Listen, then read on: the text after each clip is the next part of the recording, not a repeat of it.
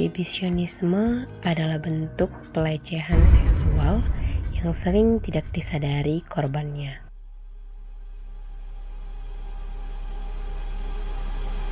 Pelecehan ini sering terjadi tanpa peringatan dan bisa meninggalkan trauma. Korban sering merasa malu atau tidak tahu harus berbuat apa.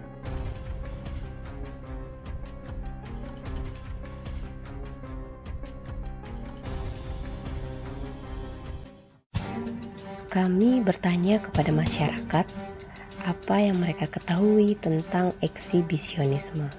Perkenalkan, nama saya Anita Kencana dari sekolah Majen Sutoyo SM. Dengan Kakak Syifa? Baik, Kak. Perkenalkan, nama saya Harfiah Sari. Saya bekerja di Fakultas Hukum sebagai Criminal Service. Kakak pernah dengar nggak apa itu eksibisionisme? Belum pernah sebelumnya. Sebelumnya saya belum pernah dengar tuh, Kak. Saya kurang tahu. Jadi kakak pernah dengar nggak kasus tentang eksibisionisme sebelumnya?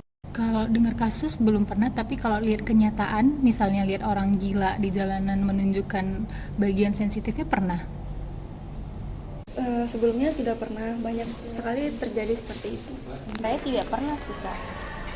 Selama saya bekerja di sini ya, saya juga belum pernah ngalamin seperti itu. Apakah pernah gitu?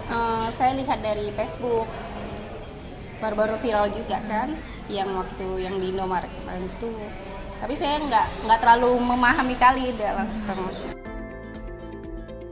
Ada orang yang melakukan eksibisionisme, hal-hal apa aja yang kakak akan lakukan? Mungkin saya akan melaporkan ke pihak yang berwajib kali ya.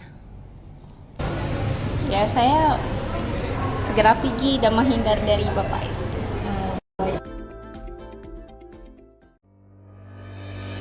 Eksibisionisme adalah suatu penyimpangan seksual di mana seseorang merasakan dorongan yang kuat untuk menunjukkan bagian tubuh yang intim atau melakukan tindakan seksual di depan orang lain tanpa persetujuan mereka, dengan tujuan untuk mendapatkan kepuasan emosional atau seksual dari reaksi korbannya.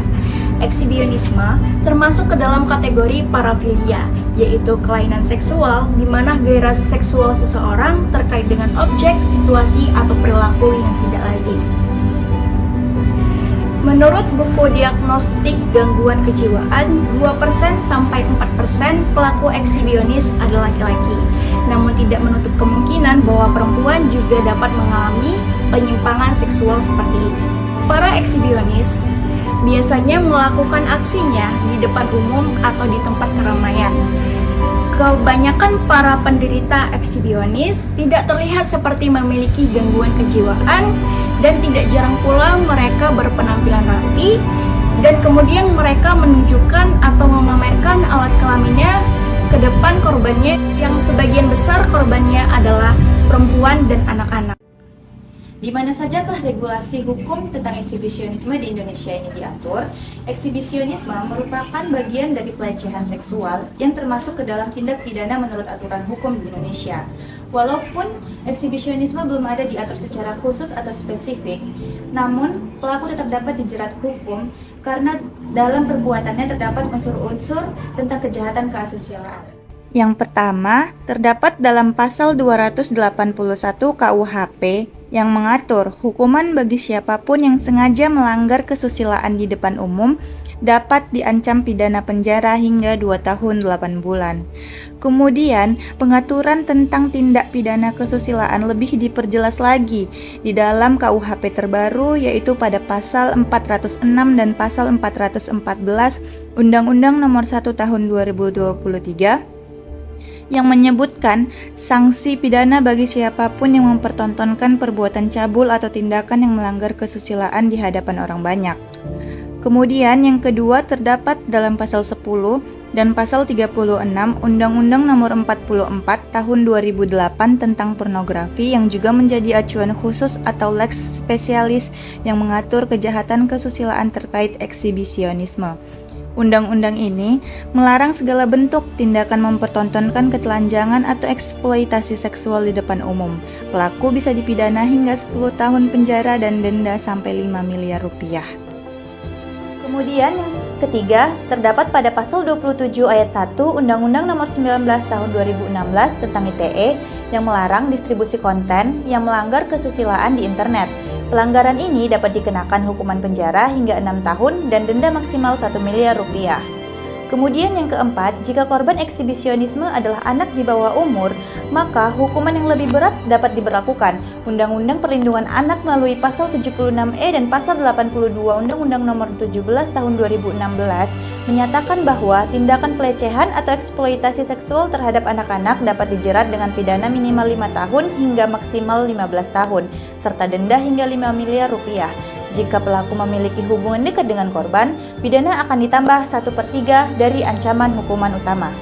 Kemudian yang kelima, Undang-Undang Nomor 12 Tahun 2022 tentang TPKS juga mengatur tindakan eksibisionisme sebagai kekerasan seksual. Tindakan eksibisionisme yang menyebabkan ketidaknyamanan atau intimidasi pada korban dapat termasuk dalam pasal 5 mengenai kekerasan seksual non-fisik. Pidana penjara paling lama 9 bulan dan atau pidana denda paling banyak 10 juta rupiah. Menghadapi situasi eksibisionisme memang sangat mengejutkan dan menakutkan.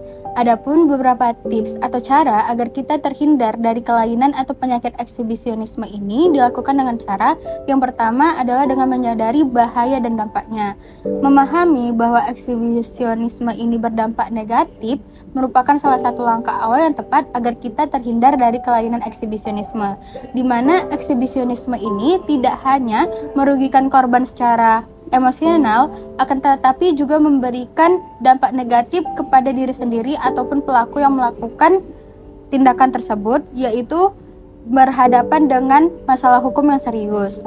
Kemudian, terkait dengan mengontrol diri dari nafsu.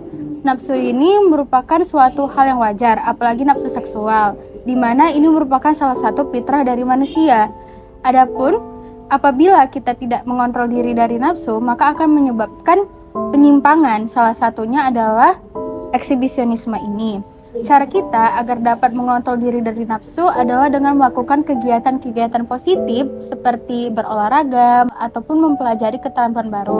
Diharapkan dengan kegiatan-kegiatan tersebut kita dapat mengontrol diri dari nafsu kita tersebut. Lalu yang terakhir adalah dengan cara tidak menonton film dewasa serta tidak mengkonsumsi alkohol dan obat-obatan terlarang. Hal yang dapat dilakukan jika kita berada dalam situasi mengalami eksibisionis, yang pertama adalah korban dapat memberikan reaksi seolah-olah tidak peduli dengan apa yang dilakukan oleh pelaku, karena pada biasanya pelaku akan merasa senang jika korban memberikan reaksi seperti terkejut ataupun takut. Berikutnya, korban dapat merekam apa yang dilakukan oleh pelaku dan dapat menegur pelaku. Dan jika dalam keadaan mengancam, maka korban dapat mengatakan akan melaporkan ke pihak polisi dan secara perlahan untuk menjauhi pelaku dan mencari tempat yang lebih aman.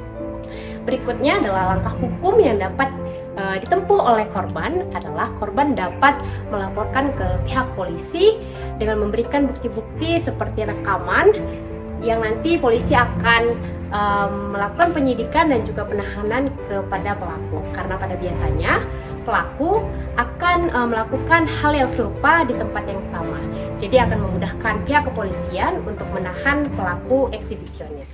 Eksibisionisme bukanlah hal yang sepele, kita semua mempunyai peran untuk melindungi diri dan orang lain dari pelecehan.